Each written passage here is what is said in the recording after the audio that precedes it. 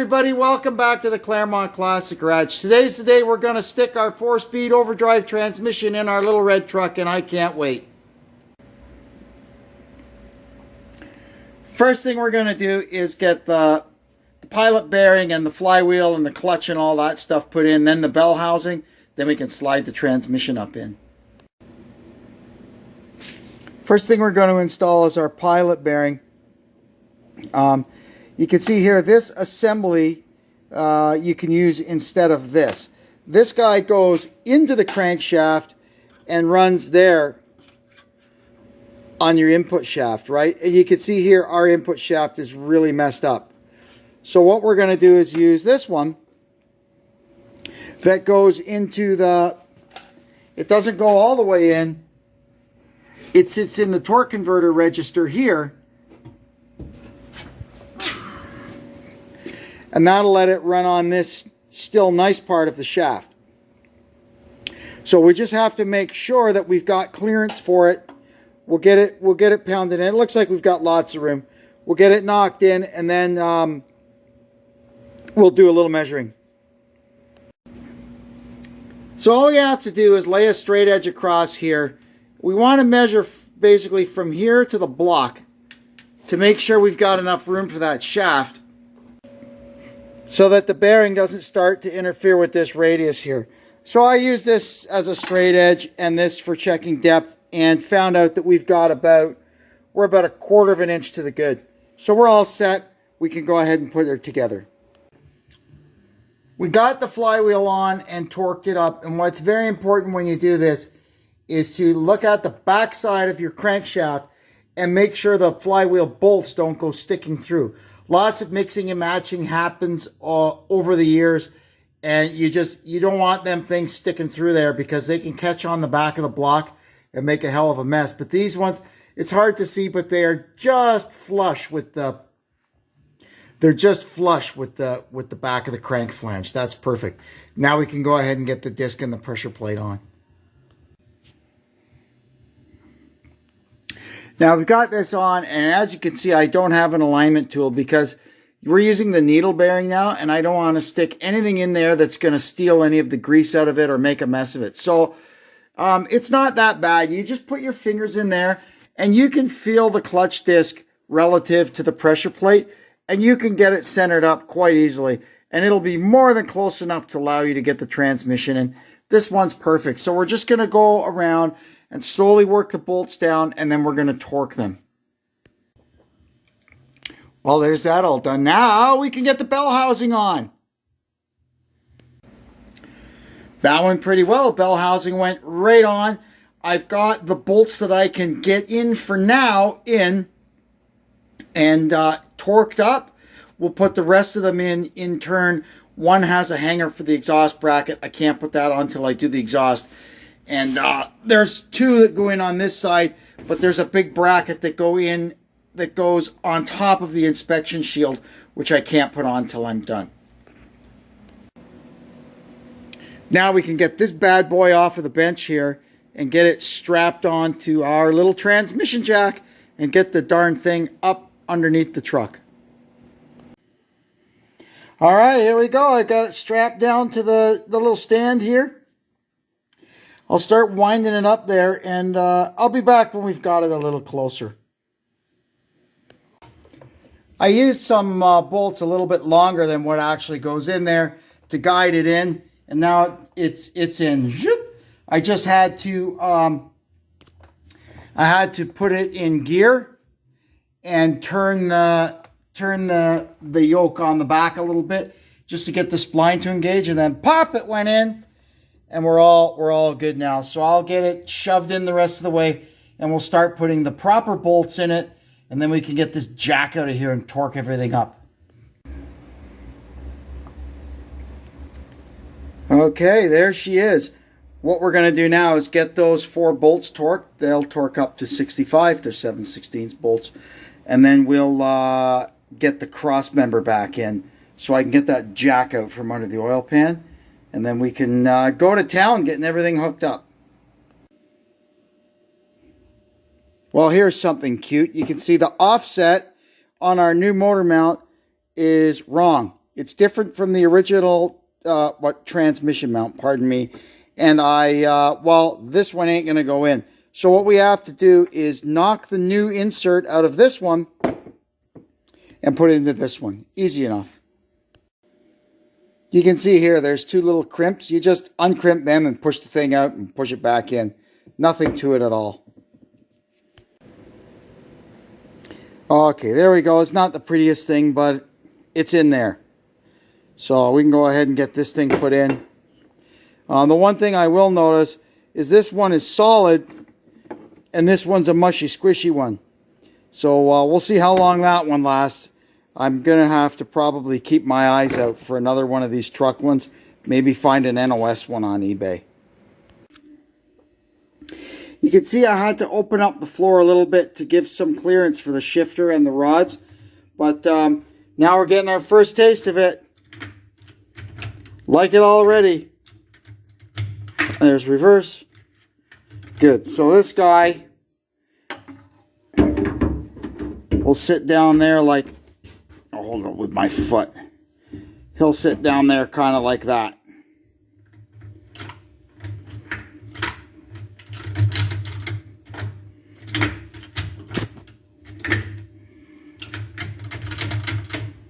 Yeah, that's great. Super. So I'm getting the bottom of the bell housing closed up. We've got the support bracket for the exhaust system installed. And here's where we ran into our first little screw up. This bracket here goes, it's just a stiffening bracket for the bell housing, because on the slant 6, you can see here from way up there all the way down to there, there's nothing supporting this, basically about 1/3 of the bell housing. So they put this great big bracket on the side of the block to go grab the front of the bell housing. Unfortunately, as I found out, this bracket is unique to the automatic. We need a different one for the 4-speed. So until I get one, I cobbled up, this is a strap from a V8. They kind of do the same thing on the V8s. So I just modified that a little bit to go on there. And that'll get us through until we find the right one for the 4-speed. I'm pretty sure I know where I can get one. Now we're going to get the clutch linkage in the Z-bar and everything. We'll have to get our bracket here attached to the underside of the floor. And then the Z-bar goes over here to this ball stud on the bell housing. I think I have to take that off to get me the room to get this thing in. No worries, we'll put it back on. Okay, here's our assembled cross shaft ready to go in. Hopefully we can fish this in there in one piece. It'll make it a lot easier. But there's only one way to find out, isn't there? All right, so there's our clutch linkage all done. I got the adjustment back to way off. We'll fix that up when we get the pedals and all the linkage in. I guess that's what we're going to do next, is put the pedals in. So this is pretty straightforward. You can see there where the shaft goes through. The brake pedal goes in here and the clutch goes on the other side there. All you want to do, if you're doing this swap yourself, just make sure that right here, you've got this little rubber bumper. That's the upstop for the clutch pedal, so it doesn't rattle off this metal here. This cab originally was a stick shift cab. It came off a dually that had a 435 transmission, so this had 4-speed pedals in it at one time, so the bumper is there. If not, you can buy them. They're available. Okay, there we go. We got our pedals hung. Now I'm going to, this is the boot that goes in the hole in the firewall there for our clutch rod. So we'll get the boot and the clutch rod installed, and then we can get the clutch adjusted. These are the funny little clips that hold the clutch rod to the torque shaft and the pedal. And if you're a Mopar guy and your car has a 4-speed or a 3-speed or whatever, always have a couple of these in the glove box. Always, always, always. They will save your bacon one day. And there you can see how they go on. We'll crawl underneath and put the one on the bottom, then we can get this clutch adjusted. Okay, so once we get this thing all hooked up together, now we have to adjust the clutch. And what we're going to do is we're just going to take up the free play You can see here, it's kind of ingenious how these things lock. This nut has got this kind of, these castles on it, and you see this flat on it here. Once it gets up against the washer here, it jams in there and it locks one of these against that flat. So you don't need a lock nut or anything on these.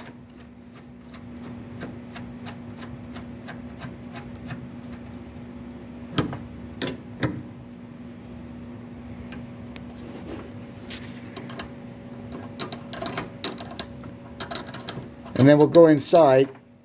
We want just a little bit of free play on the pedal. That's too much free play. But there, you push it down, and when you just feel that, that's where the throwout bearing is contacting the fingers on the pressure plate. So we have to take that up, so we've got about that much. That's how much free play we want. We'll get there.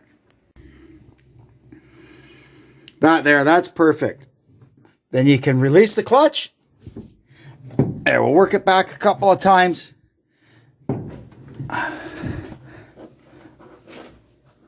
And then we'll double check it. Yeah, that's fine. Once we've got the clutch worked in a little bit, we'll revisit the adjustment, but that's a good starting point. I put the drive shaft back in, but for now, the transmission cross member, I'm leaving that loosey-goosey. It's just held in loose with a couple of bolts because I did manage to source a polyurethane insert for our transmission mount. It's inbound, and I'll have to take this all apart again when it comes. Now we've done all the electrical work that pertains to the 4-speed swap. First thing we have to do is the ground side of the coil in the starter relay. Normally it would be plugged into this, and it would go down and ground at the neutral safety switch. But on these trucks, there was different rules for trucks back in the old days. There's no clutch switch. There's no neutral switch. There is, with the stick shift, there is nothing. So you just ground that to the mounting screw. Crazy as it seems, that's how they work. Now we're inside the trunk. The first thing I'm going to do is make sure it cranks. Okay. I was quite shocked that it actually started there. Anyway, I guess I was messing around with it. I might have hit the pump on the carburetor a couple of times, and it's got no exhaust on it whatsoever. These two dogs just bolted out of here. Anyway, they're okay. You're okay, guys. Sorry, Daddy didn't mean to scare you. And what we did here is we've got this is the wiring coming down to the backup light switch. So hopefully, if I put the key on and put it in reverse, the backup lights on the back will work, and our little reverse indicator on the dash should light up. There we go. How's the backup lights on the back look, Deb? Good. All right, perfect. Coming. Now what we're going to work on is getting our hump or our doghouse all sorted out. Okay, so we're going to start cutting away at this. We're not going to go too crazy at first.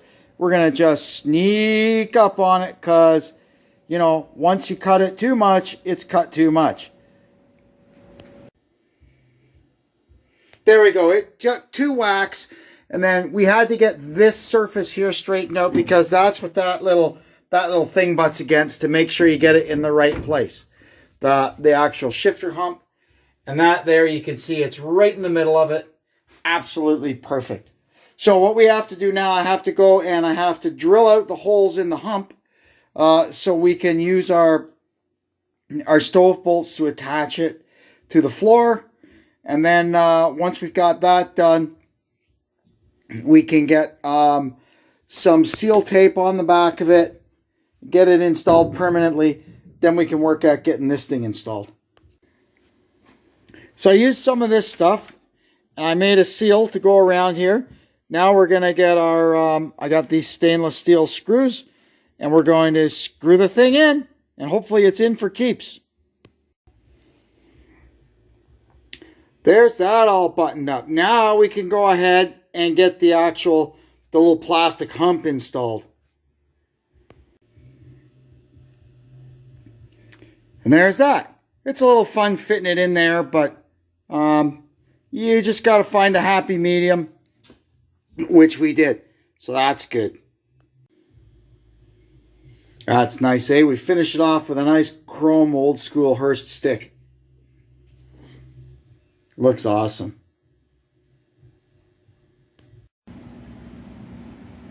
Alrighty, here we go. We're going to start getting the flooring in. So the first thing we've got to do, this is the under pad that comes with the vinyl floor kit, whatever you want to call it. But it doesn't really cover everything. So we've just got these bits of stuff. We're going to extend it over to the edge here. I'm going to fill in a couple of these gaps. We're just going to tape it all together with tuck tape. That'll be fine. And then, we have to cut out for where the shifter housing goes. But yeah, this is going to be great. There, we got that done. This piece, if you order a carpet like the carpet that was in here, this exact same piece comes, but it's press molded with the carpet. Like they glue it to the carpet before they press mold it, and it all gets done at once. So in this situation, we had to muddle around with it a little bit, but we got it. It's in. It fits okay. And then we filled the rest of the areas with the stuff that was here. I think it's just old under padding from the house, but it don't matter. It's better than nothing. Dynamat would have been nicer, but cha-ching. It's just a little 6-cylinder truck. We don't need Dynamat in it. Anyway, now it's party time. We're gonna go get the vinyl floor and see how that fits in here. Here we are. So the first thing we've done is stuck it in there just to make sure that it sort of fits, right? And they give you a lot of grace on the ends. So what they recommend and what we're going to do is they say get the middle of it fit first. So you want to make sure that it forms to the, you can see here, there's the seat riser. You want to get it fit to the seat riser. And I believe the edge of the seat riser is there. You see that little bulge there? That should be here. So what we're going to do is, now that we know it covers the floor, we're going to pull it back, fold the front over, and we're going to get the middle and the back fit.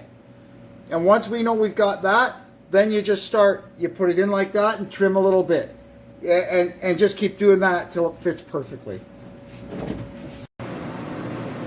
We've got a construction heater now blowing some hot air into there, and that'll help us get this thing formed and fitted exactly how we need it. Slowly, we're, as it warms up, we're able to start kind of moving it around, and it's starting to take shape. Once we're happy that we've got it kind of fit, the seat riser here is kind of the key to the whole thing. Once I'm happy that I've got it fit around that, I'm going to go ahead and punch the 2 holes, and I've got a couple of hunks of wood that I'll put some bolts through to simulate the seat. And that'll hold the thing in place while we work on the rest of it. Now what am I supposed to do? The operation is suspended. Nugget has decided he's going to claim this as his very own. Once we've got it fit back here, now we have to start fitting it at the firewall. So we put kind of a bulge in it like this, so we can start pushing it up into there and trimming it as required till we've got it fitting nicely in here, and this part will just boom, fall down onto the floor.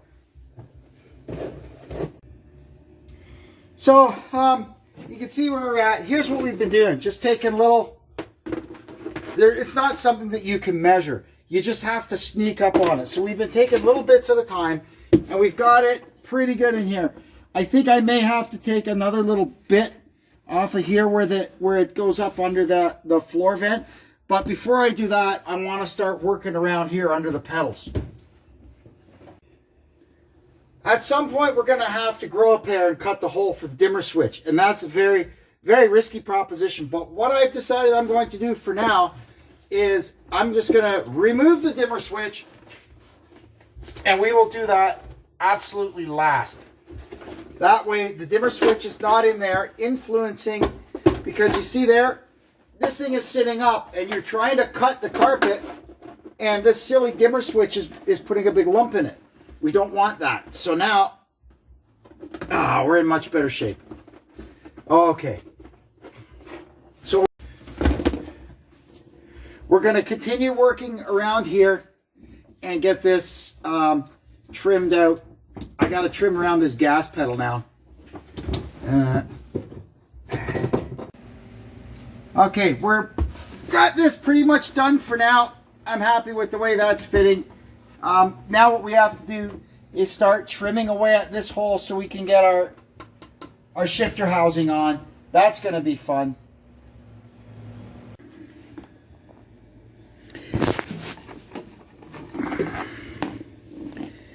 Now you can get the seat belts attached. I just came from underneath with an awl to poke kind of a center hole, and then I cut it with a hole saw. Pretty simple. That's something you can't do on a carpet, but you can do on this stuff. So we're getting on it here. We got the sides trimmed back and the sills back on. We got this back thing. It's a little just to cover up the back of the cab. I don't think this would have originally been in this custom 100. This is a real base model truck, but that's the one thing. Even if I had this truck back in the day and I found this in the junkyard, I'd probably grab it and put it in. So we got that. Now what I have to do is take this back off, and I have to trim it a little bit more because there's a weather seal on the back of this thing, 1/2 inch thick foam seal. I don't want it sitting on top of this. I want it contacting the metal directly. But I had to put this on and get the screw holes in it so I would get an idea of where I have to trim it to. Oh, and I grew a pair and cut the hole for the dimmer switch. And we got it right spot on. So here's our seal in there. I had a hunk of this stuff, and look at, I was 1/4 of an inch shy. But you know what? That's right at the top. It'll be fine. By the time it squishes down, it'll be okay. I might put some other stuff in there that I have anyway. So there, we've got our shift tower and the shifter all put in. There's a little puff in this thing here, but hopefully eventually it'll go down. These things didn't really even fit that great from the factory neither, so it is what it is. Okay, that's looking pretty good now. Next thing we got to do is change the steering column. We got one sitting here.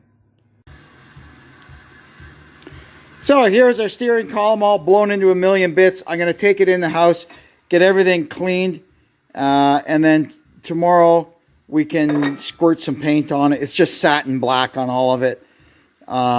Pretty straightforward. So here's all our steering column parts ready to go. I can't put this one together till I take the other one apart because I need the key switch and the tumbler and the actual ignition switch. This one's got a little different pigtail on it, so we'll just use the ignition switch out of the old column. Well, it's all ready to go back in. That turned out great, exactly how I envisioned it, which doesn't always happen. The steering column mostly went in. I had to take it back out because the clamp. This was an 80s steering column, and the clamp underneath was welded onto it, and the holes were about 1/4 of an inch further apart than the 70s one. Oh, brother. So I had to pull it back out, grind the welds, get rid of that bracket, and just use the U bracket from the original steering column that was in it, and it all went fine. And then once I got it all hooked up, even though the turn signal switch in this column was brand new, it didn't friggin' work. So I had to take it apart and put the turn signal switch from our old one in. But it's all good now. What do you say we get this thing out and see if it works? Like moving under its own power. Well, let's see what happens.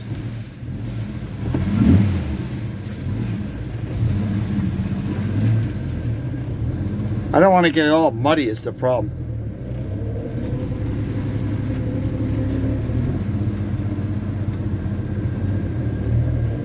It's messy out here tonight.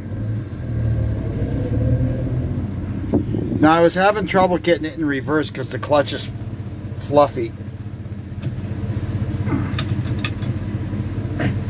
Oh, it goes in now. Good.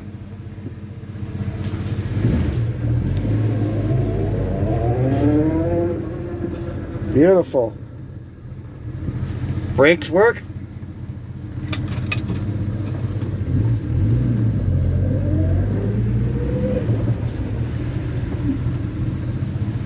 Awesome.